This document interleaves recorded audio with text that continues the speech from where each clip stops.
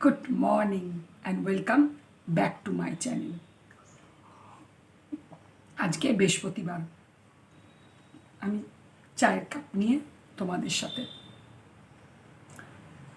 একটা ভীষণ সুন্দর কালকের মতনই ওয়েদার, কিন্তু একটা অদ্ভুত হাওয়া চলছে।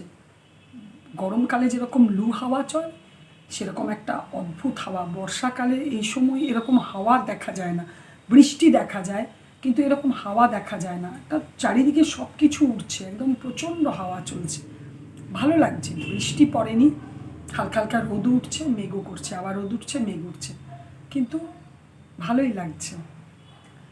আজকে অনেকগুলোই কাজ আছে, একটু বাজারে ফুল টুল আনতে যাব, ফুল ফল বৃহস্পতিবারের জিনিস আনতে যাব।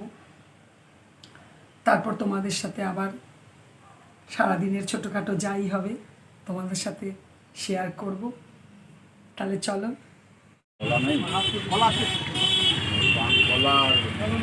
তুমি আমাকে পান দাও আর ফুল দাও, গেঁদা দেবে, জবা দেবে, আর একটুখানি ইয়ে দাও, বেলপাতা দাও। হ্যাঁ,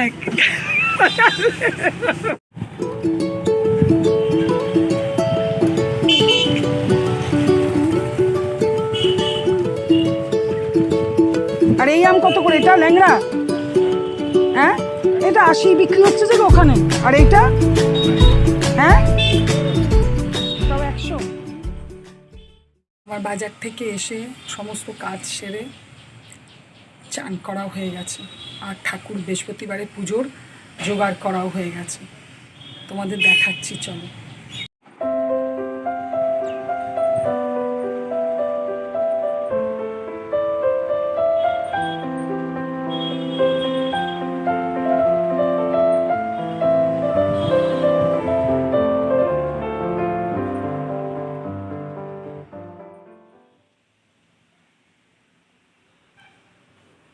আমার পুজো কমপ্লিট।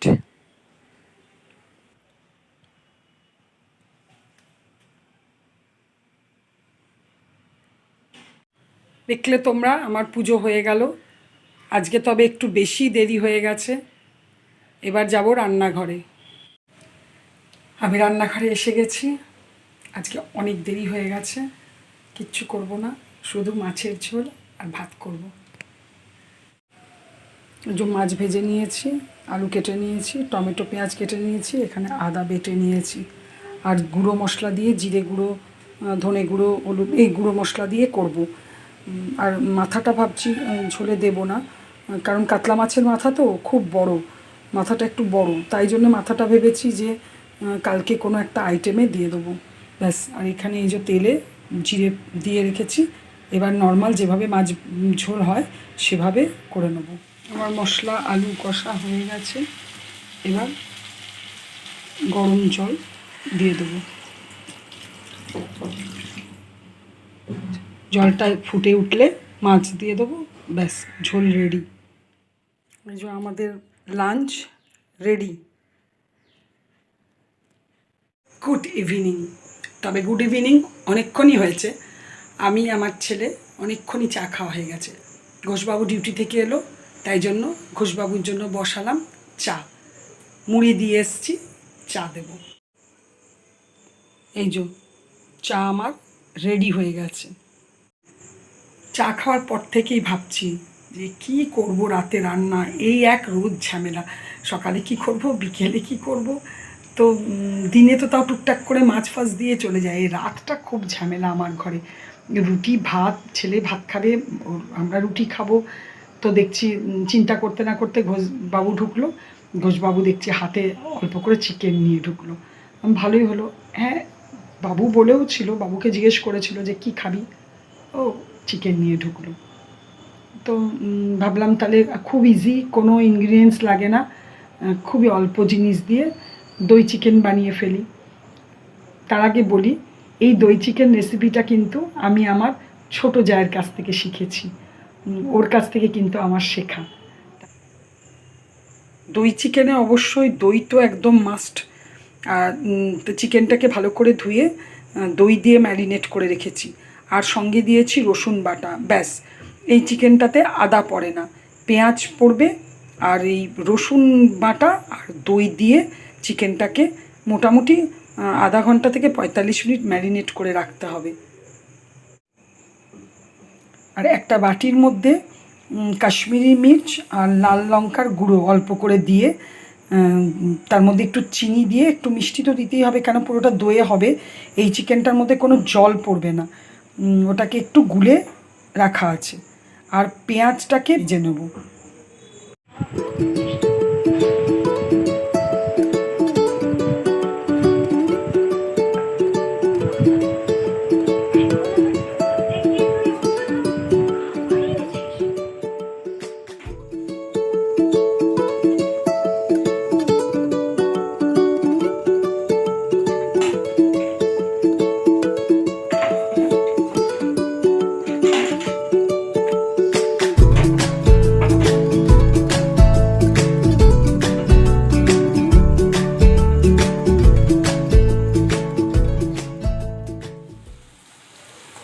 রুটি হয়ে গেল, এরপর আমি বানিয়ে নেবো চিকেনটা।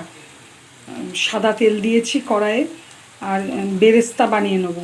হ্যাঁ, বেরেস্তার মতো অতটা খড়খড়ে করব না, পেঁয়াজটা একটু নরম থাকবে কিন্তু লাল হয়ে যাবে, সে সময় নামিয়ে নেব। ব্যাস এই অবস্থায় পেঁয়াজটাকে তুলে নেব। আর তেল দেব না, খুব অল্প তেলেই এটা হয়, তো দইয়ের মধ্যেই হবে। যেটুকু তেল বেঁচেছিল তার মধ্যে একটু গোটা গরম মশলা, একটা তেজপাতা দিয়ে দিলাম। এরপরে দিয়ে দেবো এই গোলা জলটা।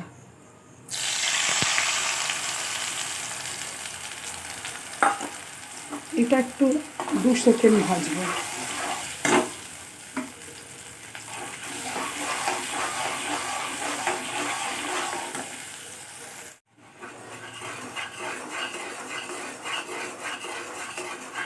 এর মধ্যে আমি নুন দিয়ে দিয়েছি স্বাদ অনুসারে। ব্যাস এর মধ্যে এবার দিয়ে দেবো চিকেনটা, ম্যারিনেট করা চিকেনটা।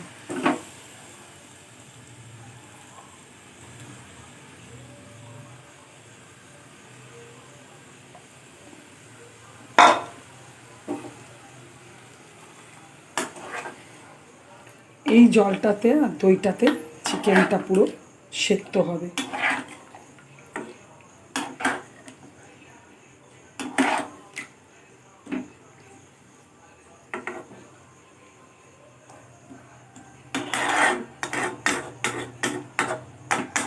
এবার ধিমি আছে, আঁচটাকে কম করে দেবো, করে চিকেনটাকে পুরো সেদ্ধ করে নেব। যেহেতু অনেকক্ষণ দই ম্যারিনেট করা আছে, সেদ্ধ হতে অতটা সময় লাগবে না।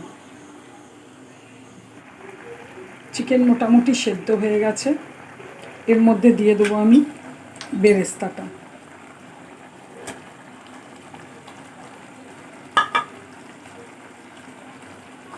ব্যাস আর একটু ফুটিয়ে একটু মাখা মাখা করে নেব, তাহলেই দই চিকেন রেডি। আমার দই চিকেন রেডি হয়ে গেছে।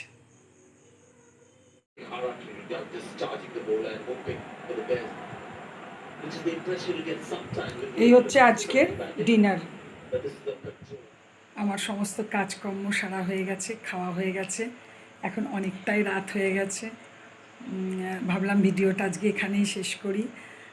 যদি কিছু ভালো লেগে থাকে প্লিজ লাইক করো, শেয়ার করো, কমেন্টস করো। অ্যান্ড অবশ্যই যারা দেখছো সাবস্ক্রাইব করোনি তারা অবশ্যই সাবস্ক্রাইব করো। যারা সাবস্ক্রাইব করেছো তাদেরকে অশেষ ধন্যবাদ। তাহলে আজকে এখানেই রাখি। Good night, tata.